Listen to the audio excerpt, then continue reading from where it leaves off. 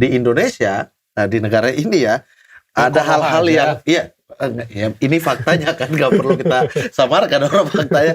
Ada banyak hal yang bertentangan dengan agama, tetapi diizinkan oleh pemerintah. Misalnya miras, misal ya, kan memang dilarang dalam agama kan, tetapi secara izin pemerintah itu boleh gitu. Misalnya tempat pelacuran tadi di beberapa tempat dilokalisasi kan. Oke, pungkiri dengan hati antum, karena itu dilarang dalam agama. Tetap tidak boleh anarkis juga ya? Tetap nggak ada berarti. Tidak boleh anarkis. Tidak ada hak kita. Karena kalau antum anarkis, satu sisi mungkin antum akan bentrok sama pemerintah yang mengeluarkan izin. Sisi yang lain, anarkisnya sendiri itu dilarang dalam agama. Walaupun untuk hal kemungkaran? Walaupun. Loh, tapi Pak Ustadz pada sebentar, faktanya... tidak boleh kita misalnya orang mabuk, kita pergi gebukin sendiri pribadi.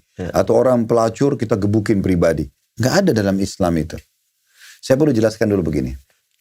Sebagus apapun pemerintahan, sistemnya, mungkin yang menjabat itu semua orang intelektual dan beragama, kita nggak bisa lepas dari kehidupan Nabi Muhammad SAW.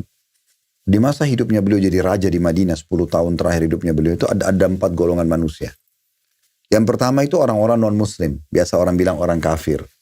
Waktu itu ada 3 suku Yahudi namanya Qainuqa, Nadir, dan Quraidah. Orang Yahudi.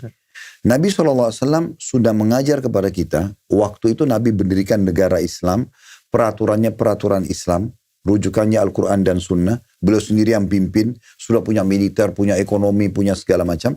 Tapi orang non-muslim boleh hidup, silakan. Waktu itu hidup di Madinah. Nabi mengatur namanya mu'ahadah, kesepakatan damai. Yang paling pertama adalah tidak saling mengganggu dari sisi agama. Kalian mau ibadah silakan, ibadah kalian. Lakum dinukum waliyadin. Kalian punya agama, saya punya agama. Tidak boleh saling ganggu.